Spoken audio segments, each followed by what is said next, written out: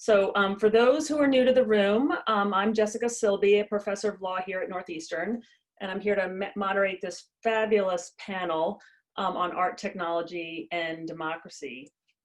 I'm not going to spend too much time in introducing people, because I'll put the stuff in the chat for you guys to peruse at your leisure, and I think some of our folks behind the scenes will do the same things. I'll just say a few words about why this panel and some rules of engagement. So this panel was designed to think about how art features in debates around democracy, especially in the digital age.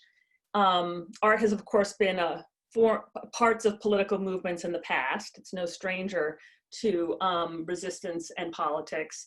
It may seem strange to talk about it at a law conference, however, but I think that the provocation is that insofar as art is a form of social engagement and speech, that's exactly what law is. And so we're exploring with these four artists how their art is or is not like law in the way it shapes and constrains and provokes its subjects. Each person will speak first about their work, or each group of artists will speak first about their work, sharing it with you and introducing us to their practice. And then we're going to engage in a conversation and some interventions. We have some questions to poll for you, and hopefully get some feedback about your experience of some of the art, or the thoughts that, or the ideas that the art is intending to evoke. So if you have any comments or questions during the panel at any time, please put it in the chat, either indicate that you have a question or type your question into the chat, and I'll call on you. I'd like this to be as conversational as possible. We are going to start with Francesca and Halsey, whose artwork we just saw a moment ago in the event of moon landing. And then we'll move on to Emilio Vavarella and his work on the intersection of humans and technological power. And then finally to Newman, CLIC's artist in residence and author of Future of Secrets and the Moral Labyrinth, among other installations, whose work investigates the new relationships established in our internet age. So with that, we'll move first to, I'm gonna stop sharing this, to Fran and Halsey. Great. Halsey, maybe if you share your screen and then Jessica's going to run the poll. You want me to run the poll? Yeah. Yeah, I think we're going to start with that. Okay, so folks on the call, in the room, it would be great if you could answer this one question that we are asking of you in preparation for conversation about this.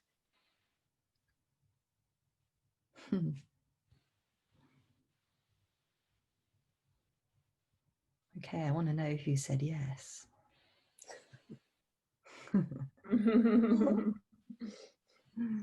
So, haven't voted, you get 10 seconds. 10, 9, 8, 7, 6, 5. Anyone want to vote? We have 7 out of 8 of you. Okay. Great. Ending the poll. So there you go. 86% of you think you can't spot a deep fake, but one of you can. I'd be interested if you could spot our deep fake there, if you thought you could see or hear it. Yeah, I guess that's our first provocation. Could you really spot our deep fake? I can still see the poll. I wonder if I'm going to close it out. That.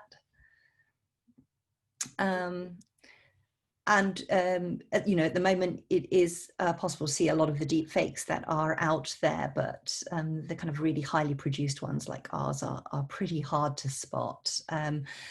But we're going to talk a little bit about our project in event of moon disaster.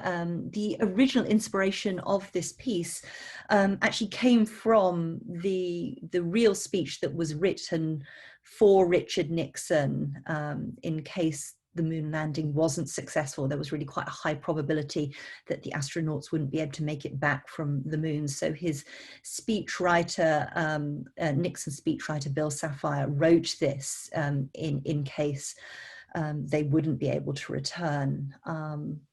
Halsey, I'll hand over to you.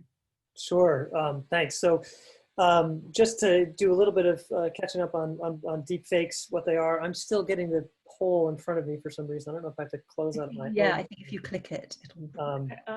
My mouse is not doing anything for me here, unfortunately. I don't have it on my side. That's probably because I'm sharing my screen. But in any case, deepfakes, I will make up those missing words on my screen. Deepfakes are essentially, the term comes from a combination of deep learning and fake. Deep learning is a form of artificial intelligence, and fake obviously is something that is not true. So a deep fake is something that any media that uses artificial intelligence and deep learning to simulate people saying or doing things that that they have not said or done, and typically that is done without their consent. In our case, obviously, it was President Nixon delivering the speech that he never had to deliver, thankfully. So deepfakes are obviously a problem out there because they are misrepresenting people. Some stats here on how many there are. Most of them have been thus far have been used for pornographic purposes, which is obviously a huge problem. There's a security risk, a risk to democracy, which we'll get into, and the risk of a zero trust society as well. The solution, the solution as always to tricky problems like this is a multi-pronged one. Detecting deepfakes is something that can be done, by other artificial intelligences and sort of algorithms to look at videos and determine whether they are fake or not. Platforms, Facebook, Twitter have rules and need to enforce those rules and need to get the right rules in place to stop the spread of these deepfakes, this misinformation. And there's obviously legislation. Laws can be passed to make certain things illegal. That's a tricky business, but that's part of the solution that we see as well. And then finally, our project falls into this sort of public awareness and media literacy category of make people aware of what they are and encourage checking sources, etc. So our project is, as I just said, about making the fact that deepfakes exist, putting that out there and saying, hey, this is something that can happen, and you should be, they can be very convincing, and you should be as aware as possible of this when you're looking through your social media feeds. We want to, show users and folks how we made our deepfake to kind of demystify it a little bit, and you can go to moondisaster.org to check that out. And we also want to show that synthetic media, which we sort of use as the positive version of deepfake in some ways, can be used in creative and positive ways. So we think our sort of relooking at history and bringing to life an important historical document can be, positive if done in a above board, honest way. So back to you, Fran. Yeah, so our project exists in various different forms. The first form that it manifested in, and which we originally imagined it as, was an immersive art installation, and it really took inspiration from the watch parties that happened in 1969 for the moon landing. And so we created a living room, as you can see, with kind of vintage furniture, and piped our film into a 1960s television for people to watch. Yes, and we also, as I mentioned, had a website that we created that was also hoping, was sort of aimed at immersing people and kind of giving lots of contextual information that first of all makes the deepfake more believable, and second of all provides educational material for people who want to learn more about how we did it. So we encourage folks to go to moondisaster.org at your leisure. So now we are going to, whoa, why is this not working? I'm still stuck on this same slide. Fran, are you still seeing the? I'm still, yeah, I can see your previous slide. Okay. There you go. Oh, yeah. Sorry about that. Yeah, so we'll just give a little bit of background on ourselves. We've been working together the last year, but we've got some overlapping parts of our practice, but also different things that we've been concentrating in our careers. So I find it quite hard to explain what kind of work I make. At the moment, I'm calling myself an experimental storyteller, which is kind of vague. But if you go to the next slide, Halsey, it kind of comes from a career in journalism and in documentary. I worked at The Guardian for the last 13 years before going to MIT and at the BBC.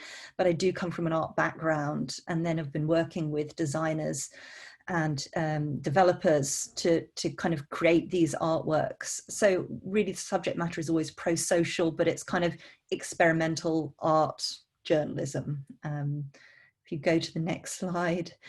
So it's kind of platform agnostic, and it also tries to be really kind of visceral, immersive, visceral, emotional, kind of have kind of emotive impact. If you go to the next one.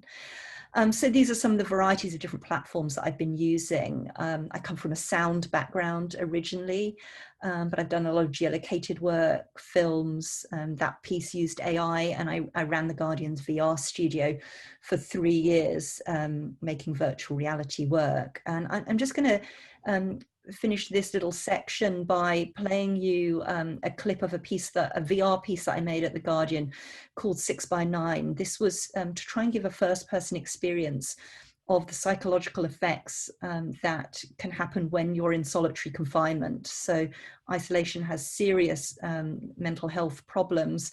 And what this piece does is use real testimonies from people that I interviewed who had experienced solitary confinement in incarceration in both New York State and in California, and interviews with psychologists who had been studying the impact. And it tries to give you a 360 virtual experience of the kind of things that they were going through. Welcome to your cell. You're going to be here for 23 hours a day. You are going to undergo many different kinds of reactions, and some of them will be more immediate than others. Keep your eye on survival. Memorize your space. After a while, things start to slip. I find myself floating. The toilet that drips. Stupid. People turn on themselves. It's almost like you want to feel alive. You do something to make them notice you. So, now that you're here, what are you going to do? What can you do? 6x9, a virtual experience of solitary confinement. Okay, Halsey, I'll pass back over to you. All right, thanks, Fran. So I'll go through a little bit of my practice, and it's sort of geared towards this discussion. But yeah, I use a lot of technology. I like to say I collaborate with computers and with people as well. I do a lot of participatory work, and I build a lot of tools using technology to help create these experiences. I also, like Fran, have a music and sort of audio background, do a lot of sound art. I use spoken human voice quite a lot in my work, reaching out, asking people to participate, to contribute their voice to various projects of mine. I use technology to sort of solve artistic problems, if you will. Dreaming up, ways of putting voices into landscapes and things like that that require, use of modern technology. Yeah, I do a lot of using technology as sort of instruments, and open source collaborative coding is a big part of my practice as well. I like to say that I use both high and low tech.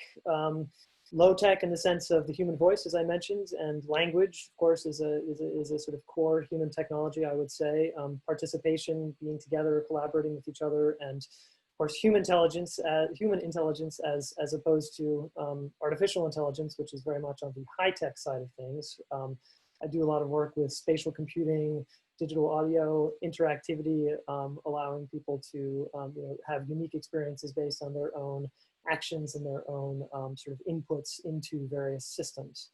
And I thought I would share an example of a piece I did a while ago, which I just sort of came across in thinking about this panel, because it's sort of appropriate for this panel.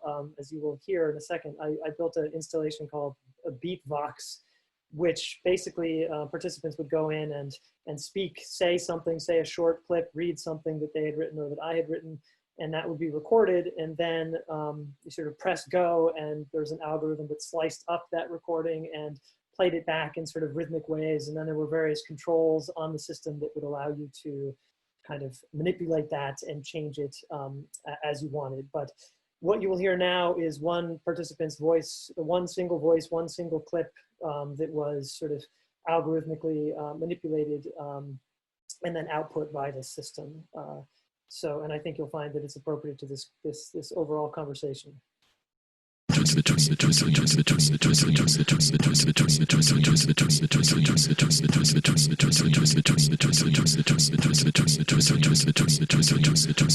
roles does art play? What role does art play in the social justice movement? How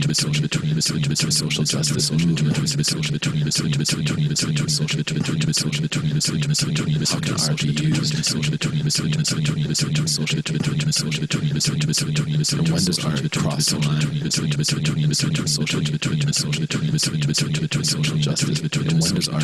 the line between social justice? And when does art cross the line between social justice? What role does art play in social justice? How can art be used in social justice?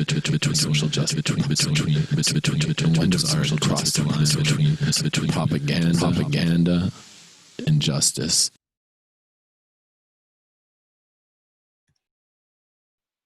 Thank you. Hope we didn't go too far over our time. No, it's all so intense. I find it very intense. Okay, Emilio, you're next. Okay. And I should just say, people who are joining, I'm putting stuff in the chat. If there are questions or interventions at any time, please put them in there. We want this to be a conversation. Thank you, Jessica. This is a tough act to follow. Well, first of all, thanks for organizing this. It's a pleasure to be here and nice to meet everyone. I am an artist, I am a researcher. I work at the intersection of theoretical research and art practice. I'm interested in exploring new ways of doing both theory and practice. Since right now, most of our theory and practice is happening through Zoom, I'm also trying to experiment with this platform as well. So I decided that instead of spending a long time presenting my work, I wanted my work to speak for itself as much as possible. So I've actually structured my presentation, first of all, with a poll, and secondly, with 5 short videos. The videos are only 1 minute long, and I'm very curious to see how you will respond to this poll. I launched the poll, yeah. Thanks. Thank you, Jessica. I will try to integrate my presentation with these results. I see that we already have 2 people who will be able to understand non-human intelligence. So we have 9 out of 10 have voted already. Anybody wants, I think you can only vote once. I think Zoom controls that. Counting down from 5, 4, 3, 2, 1. All right. 78% no. Okay, that is more optimistic than I imagined. And the reason is very simple. I think there is a very strong epistemological gap between what we can understand as humans and what other non-human life forms can understand from their own perspective. Is a little bit like human and animals. Like if any of you has a dog, you know that the dog has feelings, but you will never know what those feelings are from the perspective of the dog. And I sometimes think that with artificial intelligence, we are starting to approach a similar situation in which artificially intelligent systems are able to do things and even act with a certain level of autonomy. But at the same time, that doesn't mean we will ever be able to understand what that autonomy feels like or is like from the perspective of the machine. I will start with my presentation right away. The first project is called Transiconmorphosis. It doesn't address per se artificial intelligence, but it's a project in which digital technology is used to speculate on a possible future. And this is a particularly dark and bleak future in which we lose the ability to share emotions, and therefore we need digital technology to do that for us. So let's start. We are the creators of Transiconmorphosis. We are translating all the emoticons that are sent from that computer station through these electrodes that will be plugged to the face of the other artist that will force his face to mimic each emoticon. With electricity, we're able to stimulate some nerves. Depending on where we put the electrodes, we can achieve different facial expressions. It's basically exploring the concept of hacking the human nature in a way. It does hurt a little bit. It depends on which muscle you're stimulating. Some people were really excited about the idea of shocking the artist through emoticons, while others were almost refusing to use them because they knew what was going to happen. So as a kind of social experiment, I mean, it was, from our point of view, very successful.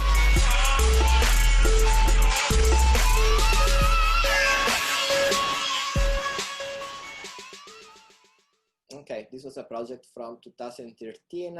Let's move from 2013 to 2014, another project, another collaboration with another artist. The next project is called Mnemodron. It's a transmedia memory collecting project that investigates the way we relate to artificial intelligences.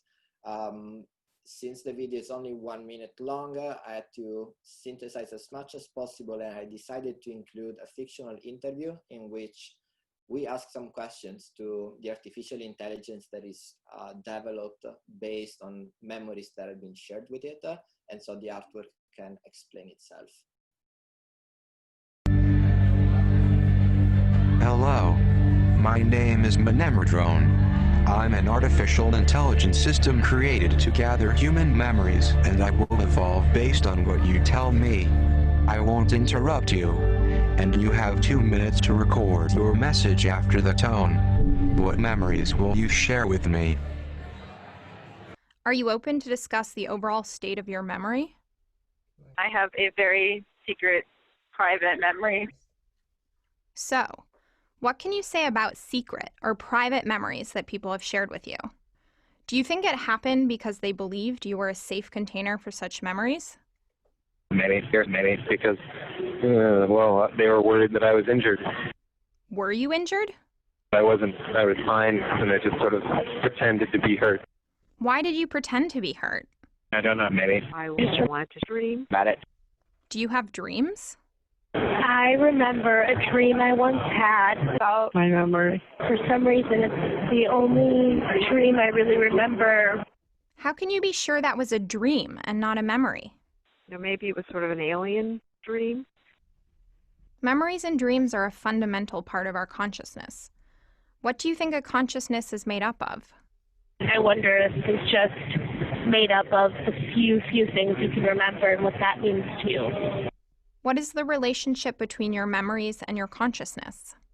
There's a pretty toxic, really bizarre relationship. Do you see any difference between my consciousness and a consciousness that is artificially developed like yours? I gotta think about it for a second. No. Okay, this was a quick snippet from the interview with the drone. The next project is from 2017. Do you like cyber? It stems out of a very interesting phenomenon on a dating website, Ashley Madison. A set of automated bots started to act disrespecting their coding and their instructions. They were programmed to only contact males. Instead, they contact females, and they also talk to one another. And so this was a turning point in my practice where I started to think more and more about non-human agency and our relationship with it. Are you online? Feel like chatting? Chat now. Do you like cyber sex? Care to cyber? You into cyber? How are you? you? Feel like chatting? Cybering good with you? How's your day? Wanna chat? Wanna cyber? Want to sex chat? The site, billed as an extramarital hookup service, acknowledged 31 million men in its database compared to 5.5 million women. But Gizmodo's Annalie Newitz dug deeper, looking at who the men were actually meeting online. I think most of them were probably either talking to Ashley Madison employees or just interacting with automated bots on the site that were sending them automatic mail. How's your cyber skills? Are you at your computer? So how long have you been here? Met any interesting people? Are you logged in? Care to chat? I'm online now. I'm here. Come chat. Come say hello. My chat is on now. Are you online? Feel like chatting? Chat now. Do you like cyber? Cyber sex? Care to cyber?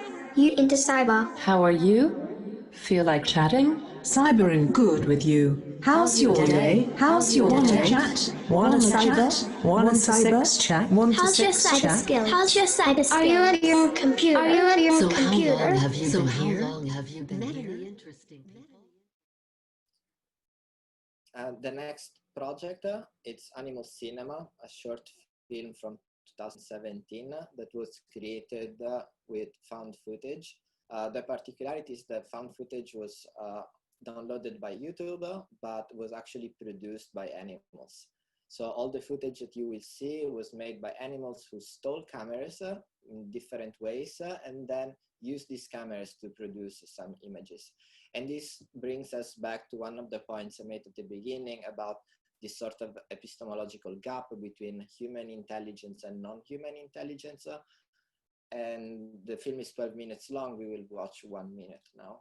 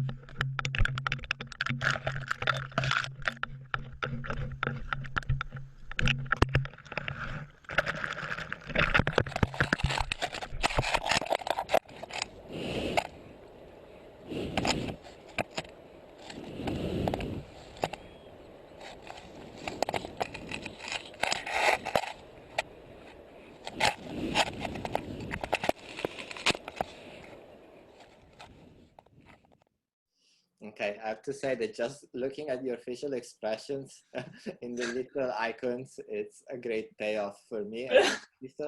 The last project is Amazon's Cabinet of Curiosities. It's the result of my quote-unquote collaboration with Amazon Alexa.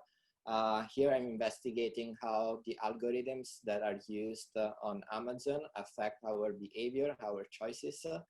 And the way the project works is very simple. I asked Amazon Alexa to select products for me, and the installation is the result of these automated suggestions. Now, the original interview was in Italian. Yesterday, I dubbed myself in English. I think the volume is a little low.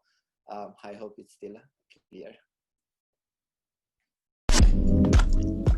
For this project, I have collaborated with an artificial intelligence that has become very common, Alexa, the virtual shopping assistant developed by Amazon.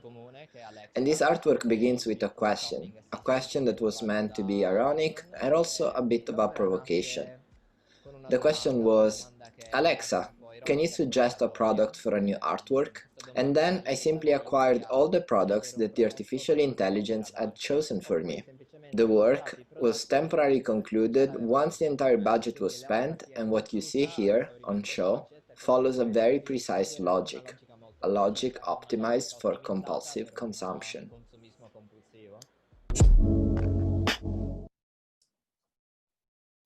Okay, this concludes my quick presentation, and yeah, I will leave the floor to the next speaker. Thank you. Thank you. Thank you. This is so we have questions for a conversation after Newman goes. Newman is our last speaker, and she's going to be speaking about her work. Great. Thank you. Can you see my screen? Okay, great. Hi, everybody. I'm thrilled to be here and also very humbled to be among this set of artists who I admire so deeply. And also thanks to CLIC for having me as the first artist in residence of their Artist in Residence program for the past academic year. I've been doing projects that have been supported by CLIC in dialogue with the students and the broader global community about topics that range from technology to law, to art, to justice, and many more. So I'm gonna show you briefly two projects that both of which I developed, or versions of which I developed as part of my Artist in Residence for the past year. So the first one that I'll be just on really briefly is called The Future of Secrets. It connects to Emilio's project that touched on secrets, but the basic concern that this work addresses is why we so willingly trust our devices with our private information and what happens to our private information. It also speaks to some of the discussion on one of the earlier panels today, but also what happens to our private information once it leaves our hands in the digital world. So the design for the installation is extremely simple. It's basically just a computer on a pedestal that asks you for a secret. And when you type in a secret and hit enter, a little receipt printer prints somebody else's secret that you can then take with you. There's some other elements to the work, which you'll see in a few pictures, but essentially this is the big surprise. And what happens also is that people realize that somebody is going to get theirs. And the work has traveled a lot. It's been in the Museum of Fine Arts. It's been in South by Southwest. Actually, Halsey was one of the collaborators for the sound version of Secrets, which we won't get to today, but happy to talk more about. It's been in European countries, which brought up some interesting legal questions about speech, since they don't have the First Amendment. And so I had to meet with lawyers in Germany before I brought this over there. And these are just some of the secrets that have come through in this exploration.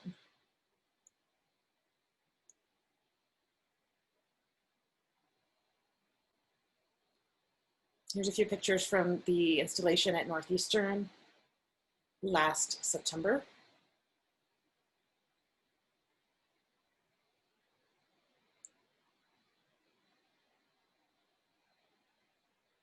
And as this work has traveled, and it's actually going to be traveling to Europe in 2021, which is its own challenge these days with COVID and some of the changes that we make now to art based on people touching things and breathing around each other. But one of the things that this work brought up so poignantly is that societal rules can be out of alignment with human desires, choices, and instincts. The most common secret in our database of secrets is around infidelity, and that maybe doesn't surprise people. There are some very surprising secrets, but clearly we live in a society that has different rules than maybe humans are always inclined to follow. So that led into the next project, which I'll be talking a little bit more about, and that's the Moral Labyrinth.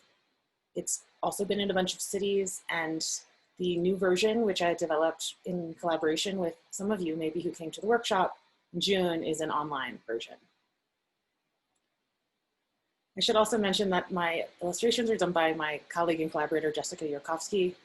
And so if you see here in this cartoon, on the left-hand side of this, I think it's your left, but anyway, on one side of the screen, you see a happy family walking down the street, looking at the sunset and accidentally stepping on some ants. And on the right-hand side, or I think it's the right-hand side for you also, you see, an angry child killing ants. Now, it looks to us like these things are really different, but from the perspective of the ants, it's the exact same thing. They're getting stomped on, And the fact that it's being done intentionally in one case and being done accidentally in another case makes no difference to the ants who are losing their lives.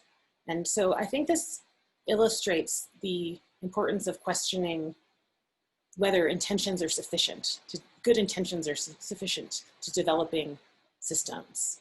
And specifically with new technologies like artificial intelligence and also societies more broadly, there's a lot of unintended consequences that can come along even with the best of intentions. So many of you might be familiar with something called the value alignment problem in AI. And essentially it asks, how do we ensure that AI systems act in accordance with human values? I think this touches a lot of our work and a lot of the legal work and other ethics work that's happening in AI today. And that's basically where the moral labyrinth came in. So what I designed for this is a walking labyrinth that was initially composed of questions that I wrote that on their surface deal with our relationship to technology and our relationship to each other and to things like justice and what's right and what's wrong and what's good. And some of them are kind of playful. Like there's even a question in the labyrinth, is it wrong to kill ants? So most of the questions have pretty complicated answers, but what people start to realize as they walk around the labyrinth is that they have conflicting value sets. So what I really want to get across with this piece is the following: humans are incoherent moral agents. And just by meditating on this, just by walking a meditation labyrinth and reading questions and reflecting on it oneself, people tend to leave the labyrinth feeling less sure in their own beliefs and a little bit more curious about why they might answer certain questions the way they do and what it means that some of their answers to some questions conflict with their answers to some other questions. So my goal is that we really must be honest about this. If we're programming technologies, if we're embedding technologies with values, if those technologies are being exported all over the world, and we're incoherent moral agents ourselves, we really need to get honest about this because of the dangers involved with trying to program any set of values into a machine. Of course, we can't not program it either because it's still going to be optimized for something. So here's just a few versions of like the early labyrinth. This was in Berlin. It started on a wall. This was a version in London. This whole one, which is also my virtual background, was made out of baking soda. So it was almost like a Sam's mandala, as it was just loose baking soda on the floor. So as people walked through it, interacted with it, it got kicked or it changed. And so the technology of the piece, which is quite analog, was very responsive. You sort of change the human behavior, which is part of the point. Some other versions. And here you can see where the word bad karma got kicked, for example, which I really liked. And the word humans had a big footprint in it. And so where I came to with this is this question that a lot of my work addresses: how can we encourage broad participation in conversation about new technologies? I make most of my work interactive in some capacity, and I really want as many voices as possible in the work. So the newer version of the labyrinth, instead of me authoring all the questions, it's collaboratively authored, where each question in the new labyrinth, which you're about to see, was written by a different person. And this is something, and basically I hosted a workshop with Northeastern in June that was originally scheduled to be in person, but instead we did it online because of COVID. And something really amazing happened, which is the initial goal of the workshop was always to compose questions, each participant bringing a question, making a question in the workshop, bringing those together into a new labyrinth.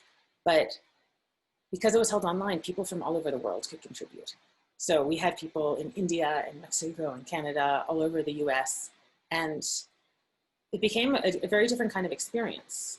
And I also changed the focus of the work to not be only about technologies and AI, but actually about all the societal challenges we're facing in the year 2020, which are many. So we had a guest at the workshop, Mutale Nakanda, who does a lot of work on racial justice and also challenges around the ethics of that. And it sold out immediately. And here you can see some sold out, it was free, but it filled up immediately. There was a ton of interest. And here is some feedback we had from the participants who came to the workshop.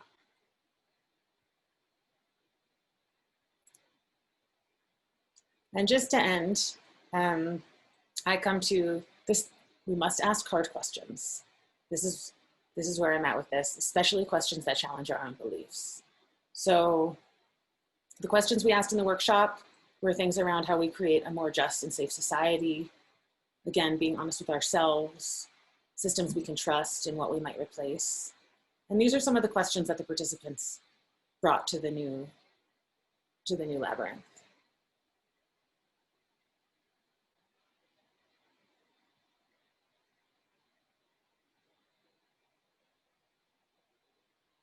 So I'm going to give you a little preview of the new labyrinth, but there's actually a URL you can go to and explore it yourself, which is morallabyrinth2020.com.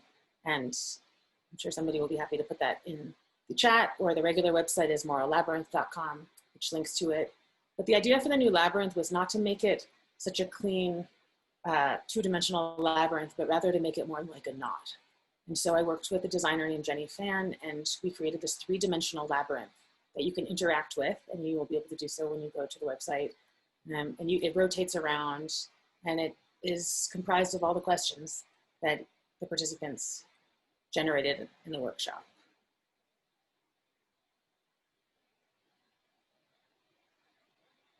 One of the nice things about working in the 3D space is you can change backgrounds. So this is some exploration we had of where we wanted this knot to live virtually.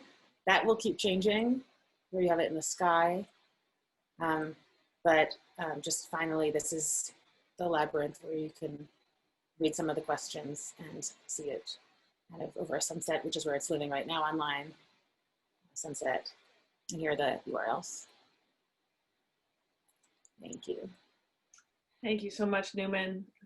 All of this artwork and the art practice is so provocative. I mean, so profoundly provocative in a way that the conversations we've been having the rest of the day are also, but sort of more visceral. There is something less rational about this. And I think that's a good thing. Earlier panels, people were asking, like, where do we draw the line? We have to be able to draw a line. Ari Waldman was asking about that, between like good privacy regulation and bad privacy regulation, for example. But here we're sort of embracing incoherence, as Newman said, embracing ambiguity, and questions about maybe the line between human intelligence and non-human intelligence is fluid. So we had talked as a group about many different questions, and I'm going to start with one question, although Julia Schur has asked another one in the chat, which I'll go to after that. So the first question we had talked about is art and impact. That is, all of you, I assume, and you can tell me if I'm wrong, want to have an impact with your art. That is, you're aiming to either impact on whom, convince somebody, or show somebody something. So who or what is that aim in terms of impact? And so Fran, I'll go to Fran and Halsey, but start with Fran first towards that question. Yeah, I mean, certainly the work that I do aims to have an impact and a kind of pro-social impact. And, you know, my feeling is that art can be very powerful, it can be very provocative, and so it has potential to have huge impact. And, you know, I guess a good example would be that 6x9 project that I showed a small clip of, which, you know, went out to, you know, the 170 million Guardian users that go to the site. But what we didn't expect and didn't plan for was for it to be taken up by people who were campaigning against the use of solitary confinement. So they could take the Google goggles and they could take it around and say, this is what I actually experienced, and this is why it is wrong. And certainly when we did installations, people would do the experience and say, oh, I'd read about this, but I didn't know how it felt. I didn't know how small that space was. We also took the installation to the White House under the Obama administration. And so, you know, people who are making policy could also experience that. And so certainly that wasn't, you know, we hadn't imagined that wide range of audience, but I think it shows that, you know, at The Guardian, we had been writing articles literally for years around, you know, the kind of torture that is solitary confinement, but really being able to use technology and be able to use very provocative art practices like installation, like 360 VR, meant that there was another possibility in terms of the impact that it could have on audiences of all types. Halsey, do you want to say something? Yeah, sure. I mean, just sort of piggybacking on what Fran said, which I totally agree with, as far as our project together, our collaboration of the Innovative Mood Disaster Project, that is, you know, something that we are clearly trying to use this sort of path to your emotions and your heart by providing this alternative history that we all know isn't true. We know Neil Armstrong and Buzz Aldrin didn't die on the moon in that you know, in Apollo 11. Yet we're creating this alternative history, which is very, you know, hopefully emotional and impactful, and sort of hits you in the heart and gives you this sort of cognitive dissonance about, you know, I know this didn't happen, but nonetheless I'm still feeling this. And you know, we hope that sort of, you know, that approach makes for a sort of more durable learning, perhaps, that people can take from that. And in our case, we're trying to, you know, help the world understand that deepfakes exist, that they're part of this vast continuum of misinformation, disinformation that's out there, and that, you know, we all need to play a role in trying to sort of combat it as a society. And you know, the other thing, you know, with regards to mis and disinformation, it's you know, justice writ large sort of relies on a shared set of facts. And if we don't have that shared set of facts, because everybody can go out and say whatever they want, or can create an alternative history, or create something, some fake news of some sort, then, you know, justice starts eroding, and you know, with that likely some semblance of society. So, you know, grand ideas, but we hope to have a small impact in those ways. So let me just push back, and I'm going to ask Emilio to answer the question too, because I think he might have maybe a little different answer. But I mean, I'm also a humanities professor, and one of the things we say about teaching the great books or teaching literature and art is that it teaches you empathy. It puts you in different perspectives. You enter the world of somebody else, and that helps you sort of experience and therefore empathize with, and maybe broaden your horizons. That is not what you're talking about, though, I don't think. Or maybe it is. Maybe that's part of what you're talking about. But I feel like there's something very specific about the semblance of reality that is is changing the impact or the meaning of the work beyond just empathizing with somebody who's in solitary confinement, for example, or experiencing disaster. I mean, so is there something about the simulacra that you're both interacting with that is different, that aims to have a particular impact? Well, for me, it's about very strong and emotive storytelling. So, you know, we've seen a lot of, you know, realistic deep fakes out there that don't have the same, that don't resonate as strongly. So I would say that's the difference between a deep fake that's put out there as, you know, a bit of satire, and something that doesn't have, you know, a kind of artistic frame, storyline that doesn't, I mean, for me, it does emotionally hit you, and you do empathize with the astronauts and feel very sad when they, you know, crash land onto the moon, and you hear this elegy from Nixon.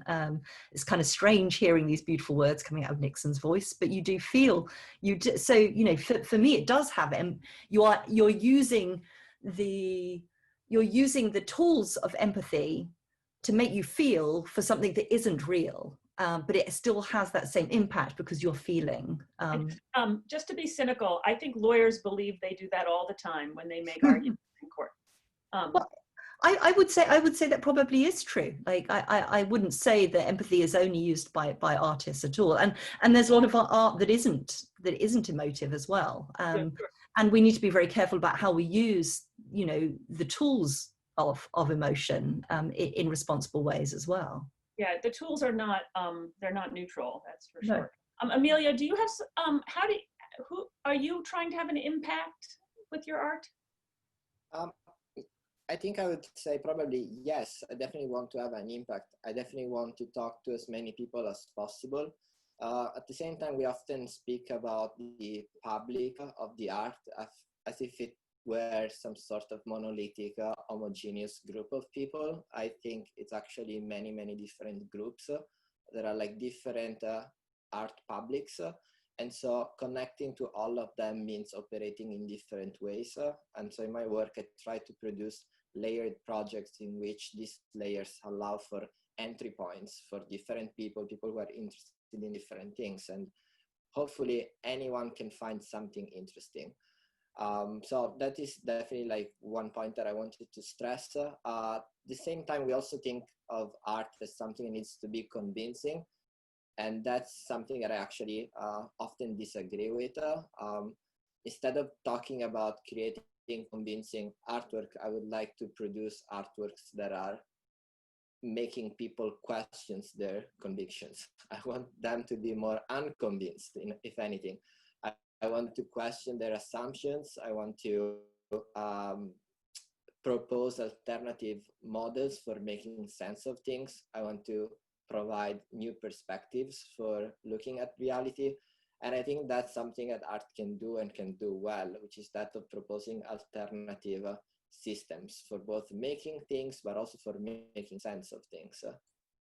Why, so just to push back a little bit, Emilio, do you think art practice is good at that because it's non-threatening, it's not coercive? Like what makes art potentially, or art practice potentially more capable of bringing more people together, if that's what you're saying? I think the reason is that because art doesn't have a predetermined function. So once something has a predetermined function, it also has a goal, it always has an agenda. And if it has a function, it also becomes functional. It becomes more similar to design, more similar to architecture, more similar to entertainment. If you don't have a function, you are free to work and operate in new ways, but you're also able to operate across different disciplines. So for example, in my work, since the very beginning, I've collaborated with engineers, with scientists, more recently also with historians, with artisans. And this means positioning my projects across the border of different disciplines, which are also different publics, but also because you are working on the threshold at the intersection of different areas, you actually produce new publics, which are publics that are created out of the intersection of different interests, like let's say art and technology, or design and philosophy. These are new areas of expertise that are actually produced by art practice and art thinking. That's fabulous. Newman, did you want to answer the question about art and impact?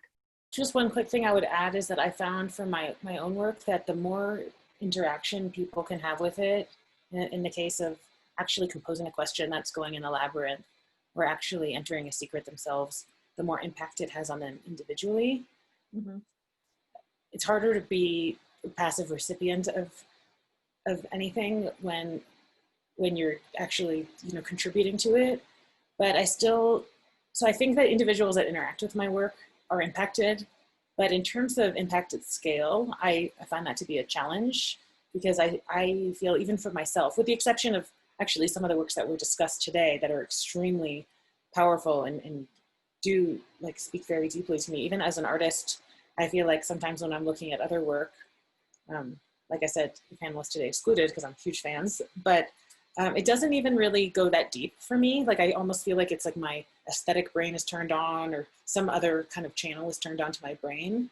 And so work that can cross that boundary, whether through participation or through being empathic and, generating emotion, or whether it's around, unconvincing people, as Emilio said, that work to me is more impactful, but a scale continues to be,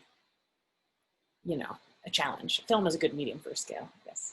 Yeah, there is something about the current moment and the internet which changes the idea of scale for art, I think. we could think about that a little bit more. But let me go to a question from Julia, which is a variation of a question that we had talked about as a panel, which is about the current moment we're living in. She identifies it as the pandemic moment. I might think about as sort of a profound challenge to democratic governance as well, and how that is making you or encouraging you or forcing you to rethink your artistic practice, if it is at all. And so she directed the question to you, Newman, at first. I mean, and I think it's because you had mentioned touching your stuff and all that. So maybe you can go to that, and then we'll go to other panelists if they have thoughts. Great, yeah. So when everything shut down in March, my entire schedule, as everybody else's, was totally canceled, and that included all my scheduled exhibitions and everything else. So this year's been really interesting in terms of thinking about what it means to be an artist that normally works in the installation medium at a time when people can't come together. So I guess two brief answers. One is that it became an interesting challenge because normally the labyrinth becomes a place of gathering. So people come together and walk through this thing in the shared space, and the work is situated and the ideas, people kind of come and go. And so what we did for this new version that lives online is this 3D object. And it's also we're working on a print series, so the prints will go out in the world and other pieces of it will go out into the world and go into these different communities, is that people can use these technologies that we have, like the internet, which for all its problems also gives us access, or some people access, to go look at the art online and just really using the internet as this kind of public square to view and interact with the labyrinth. And actually on the Moral Labyrinth website, you can also contribute your own question. So you can have a question that goes into the new labyrinth potentially. So that's one way to do it, to just kind of flip, what's physically spatialized and what is digital, kind of actually just flip them completely. And we are still physical beings in the physical world, and I am still an installation artist. And so I do have my first exhibition scheduled, a physical exhibition scheduled for January in Munich. And that's going to be a version of the Secrets installation. And so I'm basically designing it so I don't have to be there, because I don't know if I'll be able to be there. And there's going to be custom gloves that everybody receives for the installation, so that you can still type a secret. Again, this is assuming, who knows what's going to happen, but the plan is that people will of course be in masks, and everybody will get a pair of gloves that are kind of look like they have the little asterisks on the fingers. So it looks like, the thing when you type in a password, kind of the sense of privacy, and just playing on the sense of privacy. And then for the sound, instead of going into any kind of booth or any kind of enclosed space, we're using these kind of directional speakers. So you can actually be in an open space that has good ventilation. So in that particular installation, it's just very lightly modified, but it's absolutely something that needs to be considered. And I'm curious how the other artists are thinking about it. Halsey, do you have something to say about that? Yeah. I think the whole world has experienced this same thing, and everything is, basically everything you thought was going to happen is no longer happening, and then you have to quick figure out what the variation is of that is most conducive to the direction that you were already trying to go in. And for us with Innovative Mood Disaster, we got a physical installation in November at IDFA in Amsterdam, and then we were scheduled for Tribeca and Future of Storytelling and a handful of others, and they just sort of they all went away. So that it was very disappointing, of course, but I think, Fran and I tried to sort of think, well, we were always going to do a website, and this gives us more of an opportunity to, transform this project, the goals of the project, the experience of the project into this new medium, and take advantage of the affordances of the new medium, in this case, a website, and try to spread the work further in that regard. Obviously, again, as Newman mentioned, the internet is a vastly more accessible place than film festivals. So that's a wonderful thing. We can get, we've had, 1 million people have seen our film online, and, I don't know, 300, 400 people saw it at IDFA, you know, so it's just the scale is vastly different, and it's really nice to be able to, you know, expand what you're doing there. You know, we have the ability to, you know, we have a little quiz after our film on our website to try to, you know, capture some information about, you know, give people a nice interactive experience, which the web is very good at. Film itself is not nearly as good at that, but giving an interactive experience where we can collect data and learn about how people are experiencing our project and how we can sculpt our project for future installations is really interesting as well.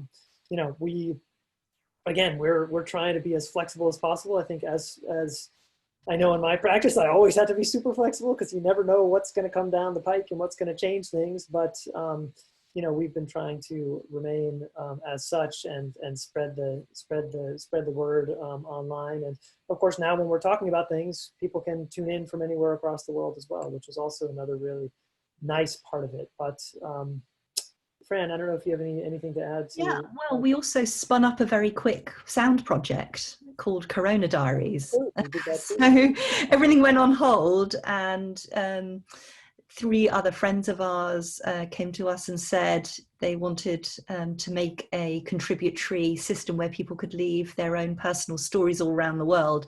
Halsey had built this system, Roundware, which he uses for a lot of his sound art projects. And, you know, very quickly Halsey spun up a great site where people could leave stories for us. And the idea was actually it would be unmediated by us, and that we would, other people around the world could take those recordings, they could turn them into music, sound art, they could use them for journalism, they could use them for podcasts. And for me, that was really interesting because I'm usually quite a heavy-handed director and I like everything to be crafted and beautifully woven together. But no, we just let news sites take stories, we let people start their own podcasts with them. And that was something we would have definitely not done. And it used your software, Halsey, in a way that I think you hadn't done before. So it was definitely a possibility that came out of the pandemic that wouldn't have happened otherwise. Emilio, has it changed your practice? Definitely. I think, you know, since the start of the pandemic, a lot of exhibitions plans had to change. Flexibility, as Halsey said, it's crucial, but that is always built in the practice of artists, I think. But at the same time, I also like to push back a little bit with the idea of like pandemic times, the beginning of a crisis. I thought that the crisis was already happening. The right-wing movements were already on the rise. Global warming was already happening. Social inequality, overpopulation, like all of those problems were already happening. So maybe the crisis is not really the problem, it's only the effect of problems that were already there. And you know, on that note, I think that my optimistic side, because I don't want to just be very bleak, is that I think most of the best artworks have come out of troubled times. That in times of crisis, in times of complexity, artists sometimes have created the most meaningful, the most challenging projects. So that is my hope that actually out of all of these new ideas will emerge, and maybe among all of those ideas there will be a couple that will stick with us and will be helpful. That's fabulous. I'm not so optimistic, but I always appreciate hearing other people's voices. So Brooke Baker asked a question in the chat to me privately, which I'm going to expand upon, and it's about President Trump and his performance as a form of art at some level, that there is and he didn't say this, but now I'm going to extrapolate that the idea of political engagement requires so much of the affordances of artistic practice and the digital technologies that you're all engaging with very seriously. And so there is a sense in which he has figured out a way to have significant impact and create monumental effect on people. And I guess I just ask you to, I mean, if you're comfortable, if you have thoughts on it, to riff about how do we unpack that in terms of the digital age, the tools, you know, is the digital medium an antagonist? Is it just a tool? Is this performance, what is he doing that is different than what the profound provocations of the moon landing, for example, or other really edgy mass-consumed art might do? Yeah, I think it is propaganda. It's using, you know, very emotive and very, very effective techniques very well. He is an absolute master of it. And, you know, using it for ill, which, you know, which I don't think any of our projects are. You know, I guess it's that is subjective. But I think that, you know, I'd be surprised if anyone in this session didn't feel that. I think that it is interesting though, because we do think of the arts as being for good. Like calling Trump an artist feels very, very uncomfortable, doesn't it? You know, that's interesting for us. How do we feel about that, having, you know, an identity that we're proud of and we value, being given to Trump? I quite like that as a provocation to us. And, you know, we think of some of the propaganda that was made in the 20th century was extremely beautiful and extremely powerful as well, but used for harm as well. And I think that, you know, to your earlier point, Jessica, around the kind of having to be careful about how we use the arts of persuasion, that is very real, and being very responsible about what we're doing. It makes me think of, Emilio, I loved when you were talking about art being sort of better when it's, you know, non-functional in the sense of not trying to convince you of something, trying to unconvince you. And that is obviously very much not what you know, Trump per se, lots of politicians do with propaganda. Propaganda has a very clear function, and it is very clearly trying to you know, change people's minds in a very specific way, not trying to say, dive deep inside yourself and find out what you truly believe. It's not trying to do that at all. It's trying to say, I don't care what you truly believe. I'm going to do whatever is possible to manipulate you into believing this and acting upon that belief, which is, you know, vote for me or whatever it might be. So I just yeah, I think a lot. Thank you, Emilio, for that comment earlier. It was really very pertinent, I think. The keynote from the last session, Ann Nelson was talking a lot about how the Trump campaign uses digital technology to glean data from voters to then target messages in a very specific way. Another distinction one could make then between the kind of art that you were engaging in and what he is doing is it's not about diverse publics at all. He is, and it is a targeted form of manipulation and coercion rather than an opening up and a bringing people together. I mean, so if you're not deliberate about the audiences that you are trying to reach, but that you have ideas about what that effect might be on the many audiences, that seems very different from what he does with his digital technologies in order to focus people in a very particular way. I mean, maybe that's another way of saying what Halsey's saying. Yeah, but you know, it's interesting because I've been thinking about a project that I want to make next, which has got a very narrow audience that I want to use for persuasion and for good. And so, you know, I want to make a project around anti-racism for white liberals to reveal to them their own, you know, kind of unfortunate, you know, inherent biases that they've got. Now, how is that? You know, it's a narrow audience. It's got a very clear aim that I feel is important.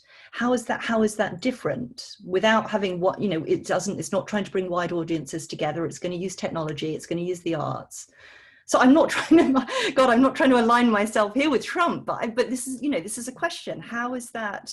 That feels to me like a really worthwhile project, but it feels, all of those things that you just described, it feels like it fits into that category. Emilio? And I think the goal is completely different, right? It's like you are working towards, even if your public is a small one and it's very selective, you are trying to create a better public on one hand, and you're also working toward a goal that in the long run will serve the larger public. Like even if you're doing it in a certain way, that doesn't change the final effect. And I think that's very important. It's exactly the difference between using the same exact technique for a propaganda, purpose, or using the same technique to reveal the mechanisms of propaganda. And you can do it with exactly the same tool. And that's the reason why a tool is not just a tool. It's always like a very complex machinery that we need to operate very, very carefully.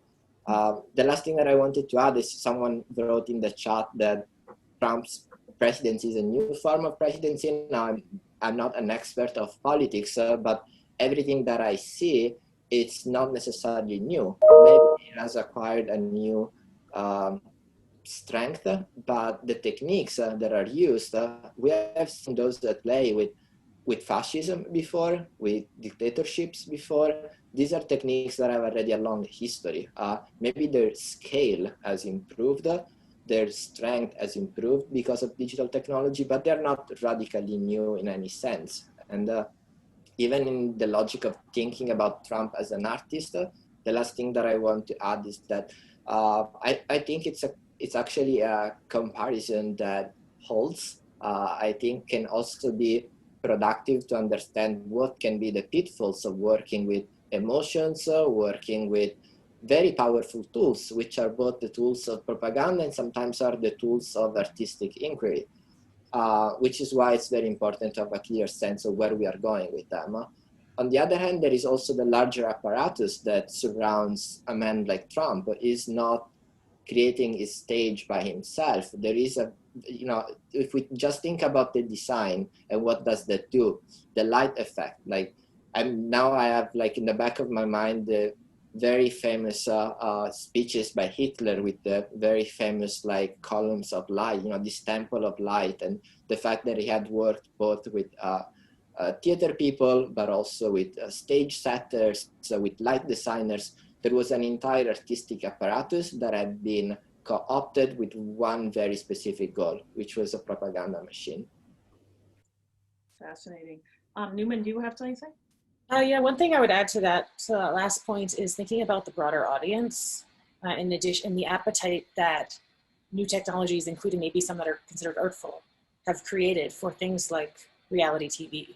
So if reality TV in its most benign design was considered some form of art or entertainment, and that has created an appetite that can then be tapped into by somebody with nefarious, manipulative, dangerous purposes. I think even as we as artists are experimenting with new technologies that we might use, the ways in which they might be powerful for the good to show people things that they wouldn't otherwise see, we're creating a potential appetite for consumption of that type of media that might be, manipulated in a really problematic way later. So I guess just to say, like, the broader audience and the audience of the appetites, I think, are formed by artists and formed by, sort of pop culture generally. And I think that Trump has been and his whole, apparatus have been tapping into those appetites. And that also speaks to other forms of digital technology, like, our attention and Twitter scrolling and all of this stuff. He's performing, at least for the US, this new kind of presidency in a way that he's absolutely tapped into the appetites of certain publics and many, many people, but especially certain publics probably. And so, yeah, that's a big part of the equation, I think, the audience themselves. It is so interesting to be watching it happen in front of us and to be able to evaluate the mechanisms and think about in history as well.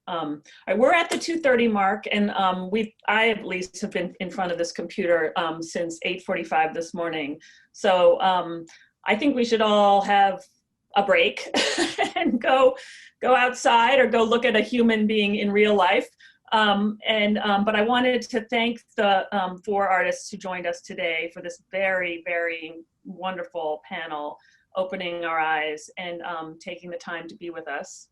And so thank you very, very much. The chat information will be sent to people, at least the links, in an email later, so that folks who have been on in the room will be able to access that at their leisure. And come back and see CLIC again and visit the artists' websites to engage more. So thank you so much for being here. Thank you. Thank you so much.